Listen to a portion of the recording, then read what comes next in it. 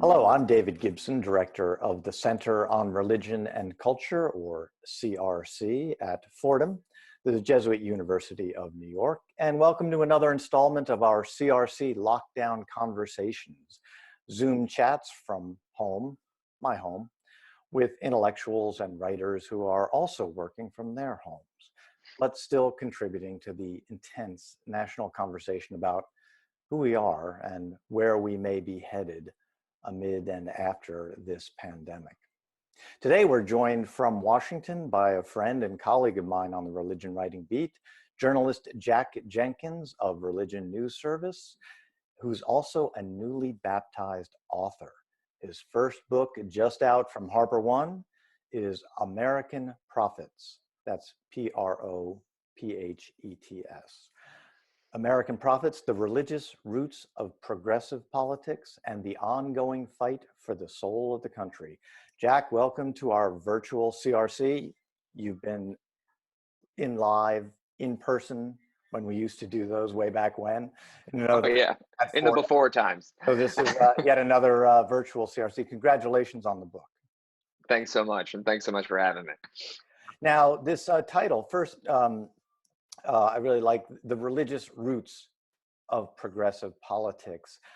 Historically, to my mind, from what I know and what I think a lot of people don't know, is that religion was associated quite often, if not most often, with progressive social movements in American history. I mean, from abolitionism, economic populism, William Jennings Bryan, Walter Rauschenbusch, social gospel types, and then of course up through the civil rights era, Martin Luther King Jr., etc. Is that the case?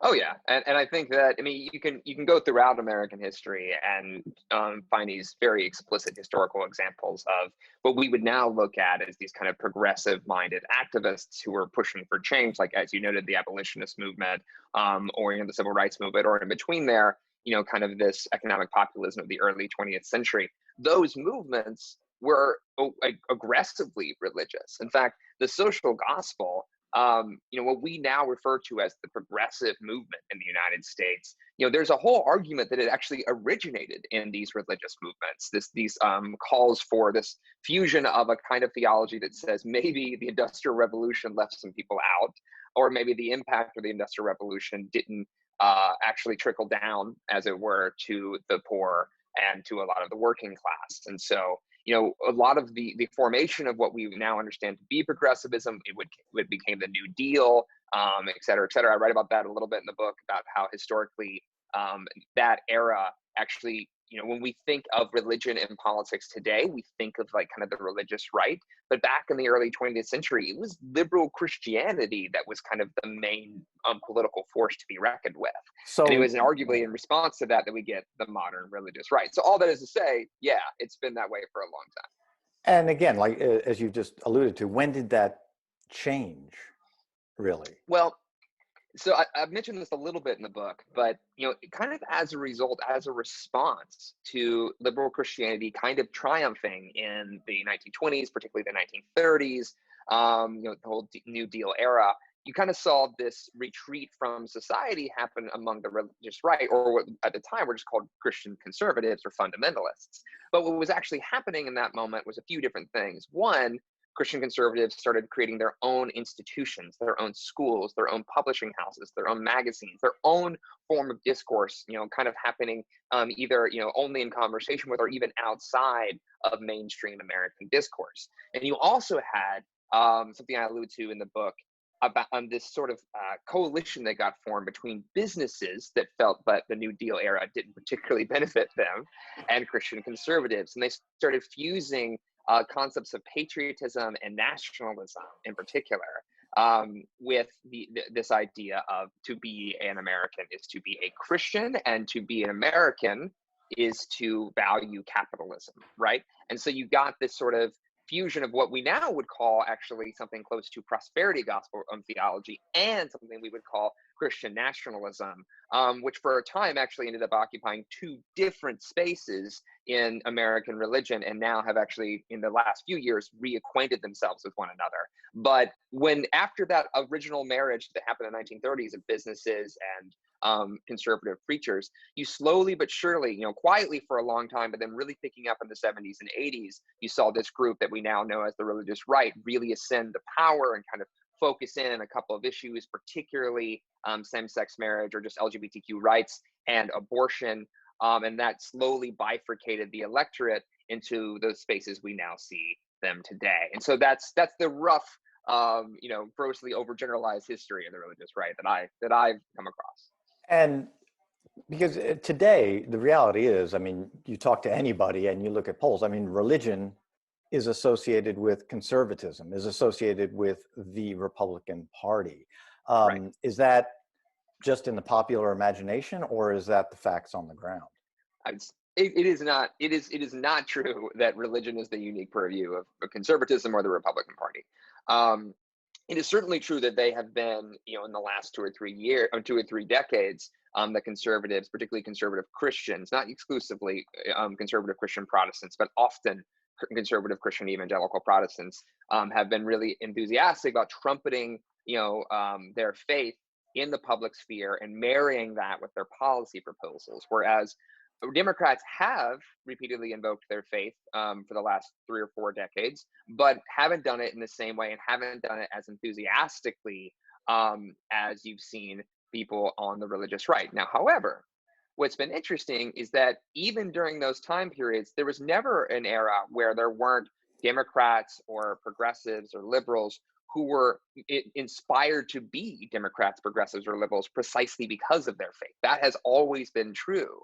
And they have always been these activists in particular who weren't necessarily seeking a victory at the ballot box, but were trying to do advocacy on behalf of a piece of legislation, for instance, that never went away. And so you come up to this modern era, basically in the last 15, 20 years, and you actually find that a lot of Democrats kind of reacquainted themselves with faith in some ways in reaction to the religious right. There was a group of organizations in the first chapter of the book, I kind of go through this, that were created by a bunch of kind of, Washington, D.C. liberal insiders in some ways to kind of counteract the influence of the religious right, to reacquaint themselves with these progressive religious activists that had really never gone away. And so you kind of have had this sort of slow, groundswell of activism and kind of attachments to politics over the last decade and a half that, kind of happened underneath the radar, but has proven to be very influential. Now, I will say that there has also been the growth of the religiously unaffiliated, and we can come back to that. But in terms of just raw politics and religion, no, that's not exclusively the purview of the religious right. Now, on Twitter, where you and I both spend way too much time, you're a champion of the religious left, the idea of the religious left. What is that? Define that. Is it the reverse image, the mirror image of the religious right, or how should we? Because I mean, just numbers wise, you don't seem to have the churchgoers, mosque goers, synagogue goers that you have on the religious right. So what is the religious left? Right. And I think this is a really important question. And I think people reflexively look at the religious left and try to think, or they hear the idea of a religious left and they're like, oh, just like you copy paste the religious right and then reconstructed it in the Democratic Party or in the Progressive Coalition. And to be fair, there are certain elements for which that is true. Organizations and entities that were, developed, in some ways to try to mimic or at least, counteract the influence of the religious right.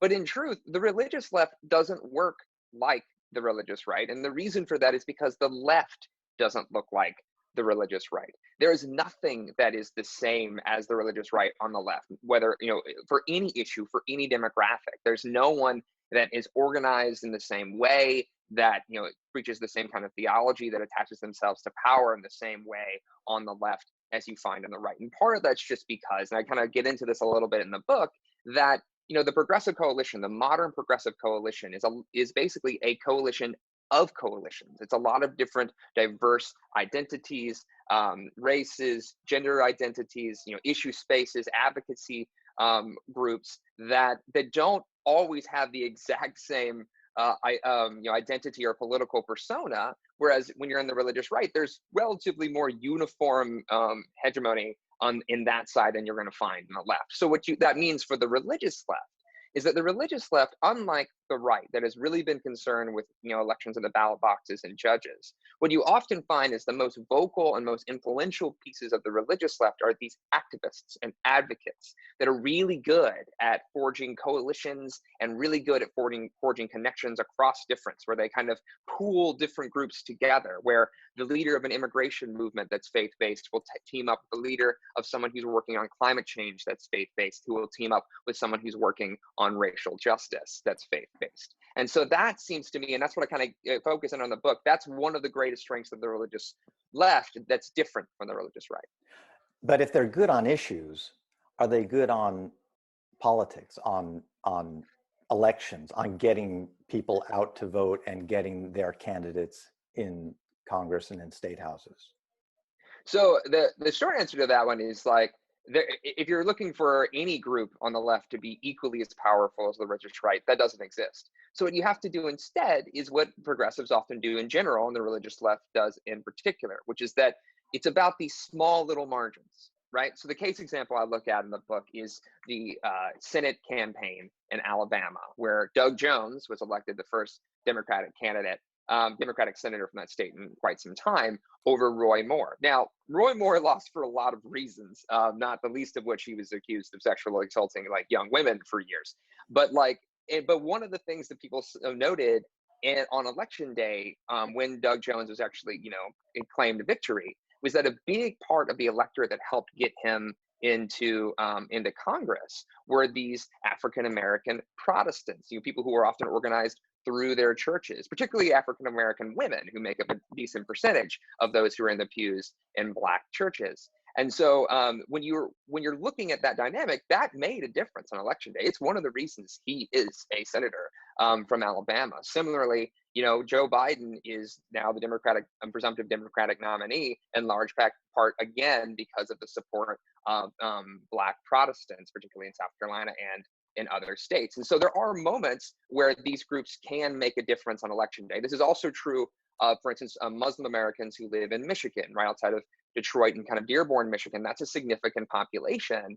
And if they are galvanized and mobilized ahead of an election, a statewide or a national race in that state, it can make a difference on election day. And that's kind of the more careful, precise math that someone who does faith outreach on the left does compared to someone on the right who kind of looks in these more broad sweeping strokes of large mega churches that can reach a large group of people. It's more kind of small little groups that add up, that are greater than the sum of their parts, as opposed to one monolithic voting block. Well, when you say religious outreach on the left, we're talking really about the Democratic Party. And I think you and I have both been around long enough to see it done poorly. Then that kind of awakening, seeing it done well. Certainly the first Obama campaign did it quite well. Then not so well. Do the Democrats get religion now in 2020? So this is the burning question. So it's an interesting question because what you just alluded to, which we trace in the book, kind of the development of the 2008 Obama campaign, which had this robust, enthusiastic religious outreach effort, and there's data to prove that it made dividends at the end of the day. It even pulled some young evangelicals across the aisle towards Democrats, or at least to Obama in particular. Interestingly, while they did also muster a faith outreach effort during the re-election of Barack Obama, it was nowhere near as robust as they had in 2008. But they had some support from the Democratic Party. Now, I bring that up because when you hit 2016 and Hillary Clinton was running for president, they did have a faith outreach director. That person had two jobs, one of which was faith outreach, one of which was basically all this outreach to all these very granular communities throughout the country. They didn't have somebody on the Democratic Party who was specifically full-time employed by the party to do faith outreach. And so, you'd had a dearth of activism and of organizing in that space. And there are many who argue that while there are many reasons why Donald Trump became president in 2016, and they're all razor thin, and you can kind of pick and choose which reason you want to choose for why he ended up getting elected. One of them could be, and many have argued, is that the Clinton campaign didn't do adequate faith outreach. Now, fast forward to this past Democratic primary, And this was one of the most overtly and vocally religious Democratic primaries that we've had in quite some time. I mean, you had people like Pete Buttigieg openly talking about the religious left, like by name. You had Cory Booker delivering what were essentially sermons on the stump. You had people kind of what was it? Elizabeth Warren had her pastor pray with her before every debate. You had even Kamala Harris, when she launched her campaign, like dropped a little bit of liberation theology into her announcement speech. And so it's interesting because Bernie Sanders was as much an Old Testament prophet as anybody I've ever seen, and perhaps the only one who's been over to the Vatican. I think in 2016 he true. took that quick trip over to the Vatican for a climate change conference. And very much wanted to like talk about Pope Francis. And this go round, while he wasn't as enthusiastic about talking about his Judaism in 2016, this go round he really was. I mean, he was like very much owning it. They produced like videos about it. And so you really did see people kind of claim their faith in a very prominent way. Now, Joe Biden has never been shy about talking about his Catholicism for a while, to the point where he kind of has like a formulaic speech about, quoting Kierkegaard, because he talks about it so often. Now, all that having been said, we do know that the Democratic Party has rehired the staffer who worked on the Democratic side to do faith outreach in 2012. They've now rehired that person for 2020. It's unclear what Biden's strategy is for faith outreach leading into this general election. But I do think they've learned, the party in general knows that they at least they've told me that they think they need to do more on this. But whether that'll look like 2008 or whether that'll look like 2012 is an open question. Is Biden someone who, he's old school Catholic. He's not Obama, who could speak so eloquently about faith, and yet didn't convince anybody on the other side that he was a Christian necessarily. But Biden, is an older generation Vatican II era Catholic.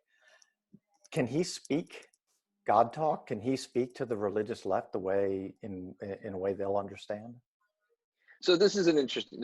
I think there's three different parts of your question. The first is, whether or not Joe Biden, the candidate, can appeal to religious voters in general. I think Biden, if there is a one demographic that I think that it makes sense for him to target in a religious sense and a strategic sense, and that he'll be able to kind of have a rapport with, it's roughly the same demographic that he was, arguably brought on the ticket for in 2008 to court, which is these white working class voters in the Rust Belt that proved to be so influential in 2016.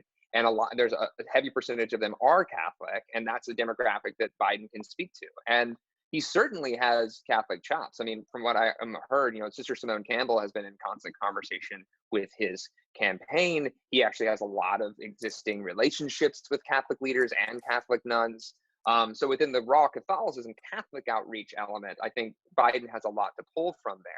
The second question is what that looks like on the ground, the second part. And I will note it's interesting that, one, he did do some targeted Catholic outreach in Iowa. It seemed like it kind of came late, but he had like nuns writing letters to people in Dubuque, a heavily Catholic city there.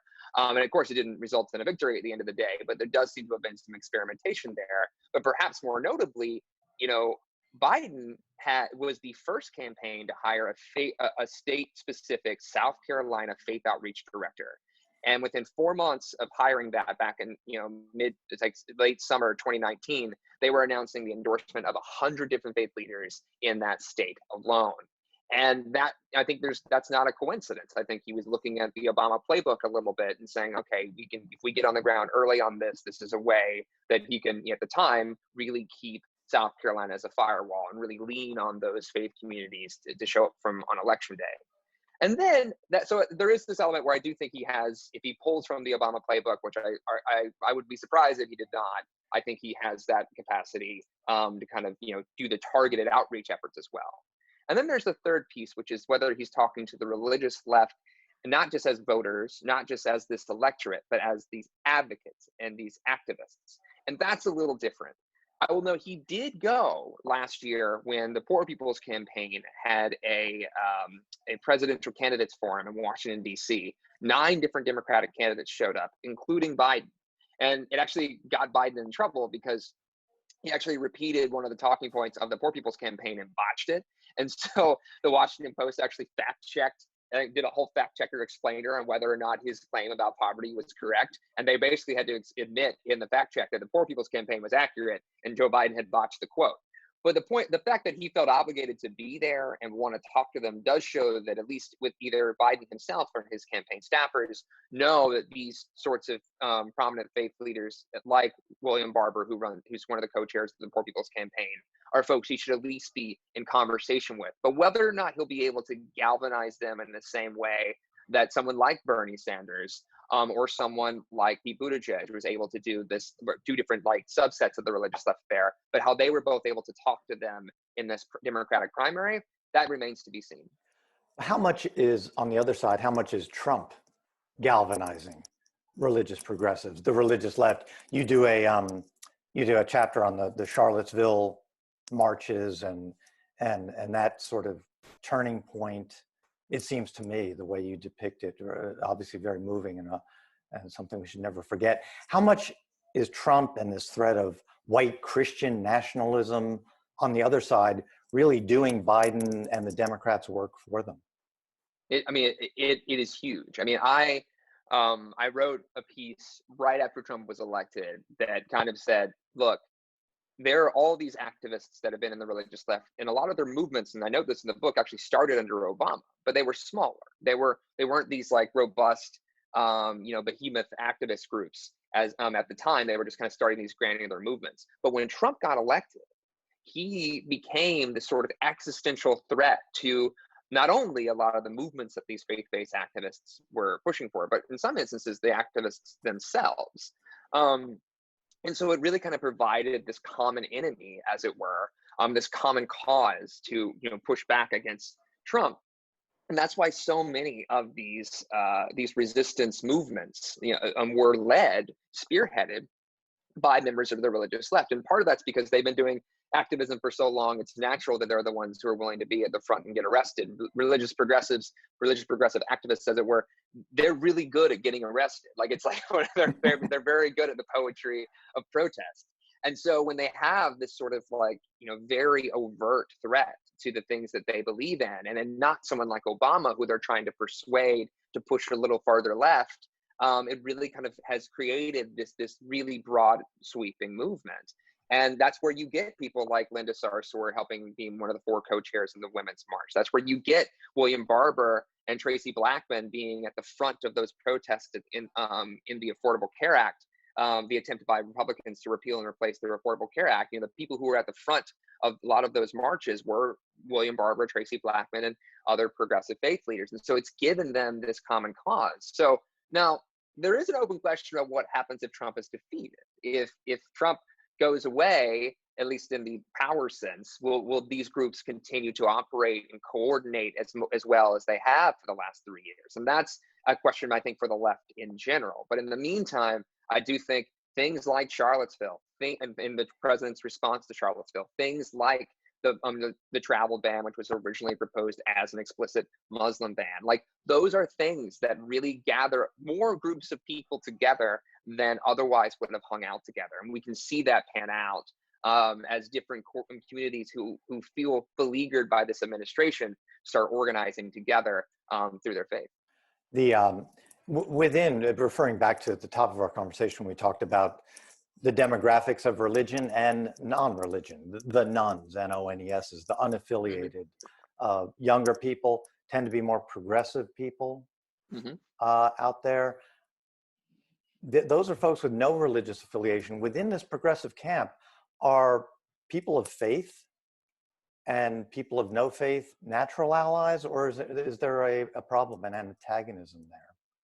So I think this has been one of the unsung, untold stories of progressive activism in the Trump era, is that there was some pretty noticeable antagonism between particularly, intense atheists and agnostics and just religiously unaffiliated people who really don't like seeing religion from they don't like it from a pulpit because they don't want to be in the church to begin with, but they definitely don't like it from a podium where a candidate is speaking.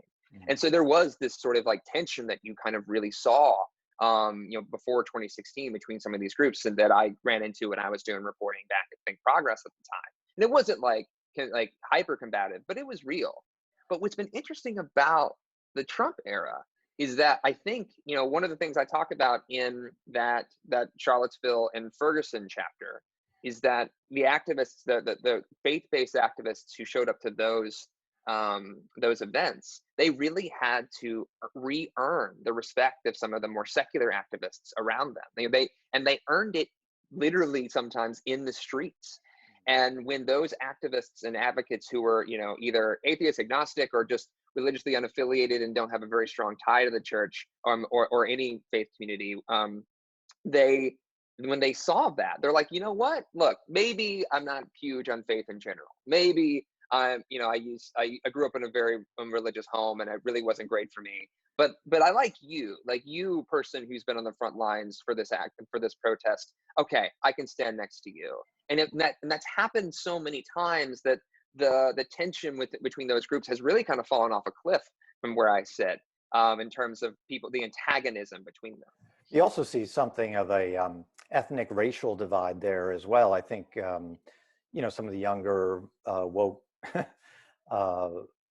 progressives not seeing the power of the Black churches, for example, in South Carolina. Is that something that's also progressives are coming to realize, that that religion on the left is quite often more powerful and more attached to ethnic and racial communities, the African American community in particular? Yeah, and I do think one of the interesting things that you've seen happen in progressive circles where interfaith organizers will show up, and I've seen this throughout my career as a reporter, is that for certain communities, not just Black Protestants, also Muslim Americans who might from immigrant backgrounds, Hispanic populations who claim Catholicism frequently, or evangelicalism intensely. These different communities will say I heard it said at one gathering, I don't really have a choice. Religion is a part of my life, whether I want it to be or not. You know what I mean? And for them, as these coalitions continue to broaden in the progressive movement in general, I think it's now become unavoidable for a lot of activists that you're gonna run into these communities or other fellow activists for whom faith is their main core driving force, not only in the way that they live their daily life, but also their activism. And as the United States continues to grow more racially diverse, faith will continue to occupy a big part of that conversation. So yes, I do think, because the biggest drop off in terms of religious affiliation has often happened in more privileged white communities. As those people who are activists in that space suddenly engage with folks who are not of that same demographic, they're starting to say look, I can talk about, I know how I feel about faith, but I don't know, I know that I can't get the work done that I want to get done without partnering with these allies. And for them, faith is a crucial reason for why they show up to work every day. And so I need to be able to at least be conversant of it or respectful of it. So I see that a lot. So last question, put on your, to wrap it up, put on your prophet pants and tell me how influential, how important is our religious progressives going to be in November? So no matter what, I think certain, as I mentioned earlier, these kind of targeted communities, the African American Protestant vote, Muslim Americans in certain areas, and many other more targeted groups, those will prove influential, primarily because the margins for these elections are so small, right? Trump won, Michigan, Wisconsin, and Pennsylvania back in 2016 by margins so small that you could take all the voters from those three states that he was able to win by, and they still don't fill up a baseball stadium. And so, that to me says that Democrats can't afford to really ignore anyone when it comes to winning votes this go round. It is also interesting, the pandemic, we live in this era where it's unlikely, not totally impossible, but unlikely we're going to have a vaccine and all feel super safe gathering in large groups by November. And so, and religious progressives often do their most powerful organizing when in large groups, in protests, et cetera, et cetera. So there is kind of that interesting dynamic there. However, the way I look at it is so many of those movements, the people that I chronicle in the book, whether they're fighting for immigrant rights, whether they're fighting for LGBTQ rights, whether they're fighting for the rights of Muslim Americans and Jewish Americans who've had their synagogues and mosques, had firebombed or defaced in the midst of the Trump era. That fear, those concerns, those issues are not going to go away. And I think for a lot of people, this has been the long game, is to try to get Trump unseated. And those progressive faith activists, while they're not going to quote unquote endorse, well, some of them will, but but they're not going to spend a whole lot of time endorsing a candidate one way or another. They're going to do everything they can between now and November to advocate for those issues. And while there may be a scenario in which a third party candidate bleeds away some votes, I actually see that's probably less likely now. So it's a long-winded way of saying I expect to see progressive faith activists in the exact same place they've been for the last 3 years, which is at the forefront of the protests and the moral conversation, largely in opposition to Trump and his policies and his reelection. So I expect them to show up in Biden's rhetoric. I expect them to show up in terms of helping organize and mobilizing voters. And I expect them to show up on election day too. Jack Jenkins, author of the new book, American Prophets, The Religious Roots of Progressive Politics and the Ongoing Fight for the Soul of the Country. Out just now. Good timing. Jack, thanks so much for being here at Fordham Center on Religion and Culture, the online version. Thanks so much for having me.